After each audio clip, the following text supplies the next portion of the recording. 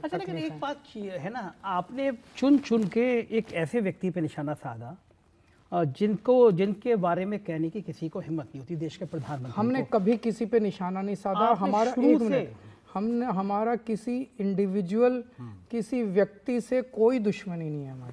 हमारी ये लड़ाई किसी व्यक्ति से नहीं है, हमारी ये लड़ाई किसी पार्टी से नहीं है, हमारी लड़ाई इस सिस्टम से है और इस सिस्टम को हमने चैलेंज किया है। ये सिस्टम सारी, ये जो सामने पार्टियां, ये एक पार्टी या दूसरी पार्टी, ये सारा एक ही सिस्टम है, ये सारा घालमेल है, ये सारा एक ही सिस्टम है। इस पूरे सिस्टम को झकझोरा है हम लोगों ने, इस पूरे सिस्टम को हिलाया है बहुत बुरी तरह से। तो हमारी किसी इंडिविजुअल से लड़ाई नहीं है। कभी मजाक मजाक में हो सकता है, कभी एक आध लाइन कहीं इधर उधर बोल दी हो तो अलग बात है, लेकिन हम अपनी भाषा से, अपने शब्दों से, अपने कर्म से, अपनी वाणी से हम कभी किसी व्यक्ति के खिलाफ नहीं बोलना चाहते, किसी पार्टी के खिलाफ नहीं। अच्छा, आप ना ऐसी मुस्कुरा के अपनी बात कह के बैंड भी बजाते हैं दूसरे की। आपने स्कूल मॉडल की बात करी, हमने देखा कि एक नकली स्कूल बनाया गया, उसकी मजाक उड़ी, प्रधानमंत्री जी उस स्कूल में बैठ के बात कर रहे थे, पता चला कि वो तो शूट है। इसी तरह जो आप विधानसभा में अंदर आके एकदम आपके अंदर जोश आ जाता है, आपने प्रधानमंत्री जी के लिए जो जो कहा, मैंने खास तौर से वो चौथी पास वाली कहानी बताई, तो ये कहानी भी तो आपने सोची होगी ना। आपको पता है कि 2014 से 10 साल हो गए, आपके अलावा देश का कोई नेता ऐसा है जो सीधा इस तरह हमला करता है उन पे, उनके डिग्री पे हमला करता हो, उन पे उनके अज्ञानता पे हमला करता हो। आप सीधा सीधा उसी पर्सनालिटी पे हमला करते हैं, रावण की नाभि की तरह हमला करते हैं, क्योंकि आपको पता है कि आप वहाँ पे हमला करेंगे तो पूरी पार्टी तिलमिलाएगी। और पार्टी को एक मैसेज देना चाहते हैं, देश को मैसेज देना चाहते हैं कि इतनी हिम्मत सिर्फ केजरीवाल में, अब किसी में नहीं है। मेरा, जैसे मैं फिर से ये रिपीट करूँगा, मेरा किसी व्यक्ति से कोई द्वेष नहीं है, और मेरा नहीं, केवल आम आदमी पार्टी का किसी व्यक्ति से कोई लड़ाई नहीं है। हमने ये पार्टी किसी व्यक्ति या किसी पार्टी से बदला लेने के लिए या उनको नीचा दिखाने के लिए नहीं बनाई है। हम यहाँ देश के लिए आए हैं, हम यहाँ व्यवस्था बदलने के लिए आए हैं।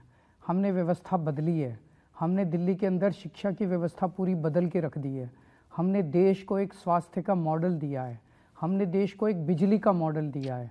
तो ये हम व्यवस्था बदलने के लिए आया और उसी में हमारा इंटरेस्ट है। इनफैक्ट अगर आप देखिए, अगर दूसरी पार्टियां ये सब करते हैं तो हमारी जरूरत भी नहीं रहेगी। और हमने तो खुलेआम बोला है कि भाई हमने दिल्ली में स्कूल ठीक कर दिए, बाकी पार्टियां हमें बुला लें, हम उनको सिखा देंगे उनके राज्यों में कि आपको स्कूल कैसे ठीक करने हैं। हम वहाँ चुनाव ही नहीं लड़ेंगे, हमें चुनाव लड़ने की क्या जरूरत है। आप हमसे सीख लो, आप मोहल्ला क्लिनिक बनाओ, आप अस्पताल ठीक करो, आप 24 घंटे बिजली आज पूरे देश में केवल दिल्ली में आती है। इनकी 20 राज्यों में सरकार है, 30 साल से गुजरात में सरकार है, 24 घंटे बिजली नहीं दे पाई है। हम सिखा देंगे आपको, आप दो 24 घंटे बिजली पूरे देश के अंदर, हम सिखाने को तैयार हैं। हम यहाँ कोई पूरा देश जीतने के लिए नहीं है। हमारी असली जीत तब होगी जब देश तरक्की करेगा, हमारी जीत तब नहीं होगी जब 10 राज्यों में हमारी सरकारें होंगी। वही मैं जो सर ने बात कही कि हम विजुलाइज करते हैं कि एक दिन ऐसा हो जब देश के हर बच्चे को अच्छी एजुकेशन मिलने लगे, हर सरकारी स्कूल में पढ़ने वाले बच्चे को शानदार एजुकेशन मिले और प्राइवेट वाले में को भी शानदार एजुकेशन मिले। अब इसके दो मॉडल हैं, अगर आप आज की तारीख में विजुलाइज करो। एक ये है कि हम दिल्ली में कर रहे हैं, आज हमारी 2 राज्यों में सरकार है, पंजाब में हम कर रहे हैं, उससे सीख के पूरे देश की सारी पार्टियां जहां जहां जिसकी सरकार है कर लें, 5 साल में देश तरक्की कर जाएगा। एक मॉडल ये है। दूसरा ये है कि हमने दिल्ली में सरकार बनाई, फिर पंजाब में सरकार बनाई, अब हम देश के अलग अलग राज्यों में जाएं, कभी हमारी कुछ एमएलए आएंगे, कहीं सरकार बनेगी, फिर एक दिन देश में ऐसा होगा आज से कुछ साल, कुछ दशक बाद, कि पूरे देश के सरकारी स्कूल ठीक होंगे। वो लंबा रास्ता है। एक भारतीय होने के नाते मैं अपने साथियों के बारे में भी कह सकता हूँ, हम सब लोग बड़े खुश होंगे कि 5 साल में देश की सारी पार्टियां कह दें भाई सारे स्कूल ठीक करेंगे मिलके।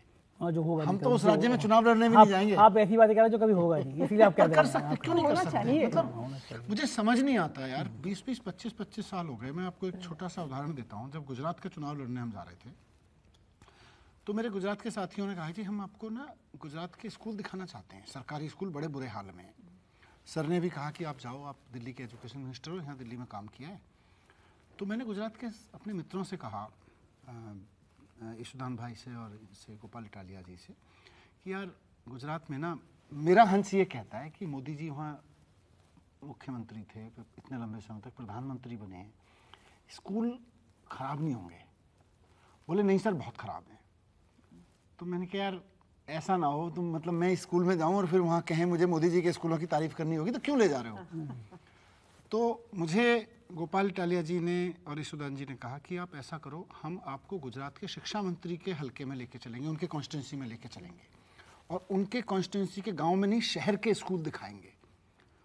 उनके आत्मविश्वास पे मुझे भरोसा था। मैंने कहा जब कह रहे हैं तो चलते हैं।